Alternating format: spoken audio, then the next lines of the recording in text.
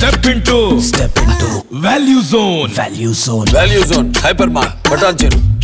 Japan సునామీలో చిక్కుకున్న NTR family స్వదేశానికి చేరుకుంది. సోమవారం అర్ధరాత్రి హైదరాబాద్ చేరుకున్నట్టు ఎన్టీఆర్ ట్వీట్ చేశారు.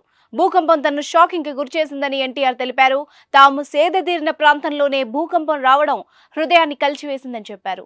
భూకంప ప్రభావిత వాళ్లందరికీ సానుభూతి తెలియజేశారు. జపాన్ ప్రజల విశ్వాసానికి అభినందనలు. త్వరగా కోలుకోవాలని ఆశిస్తున్నాను. దృఢంగా ఉండు జపాన్ అంటూ సోమవారం అర్ధరాత్రి ఆయన ట్వీట్ చేశారు. షూటింగ్ కి విరామం లభించడంతో పాటు క్రిస్మస్, న్యూ ఇయర్ వేడుకల్ని జరుపుకునేందుకు జూనియర్ ఎన్టీఆర్ ఫ్యామిలీ జపాన్ వెళ్లారు.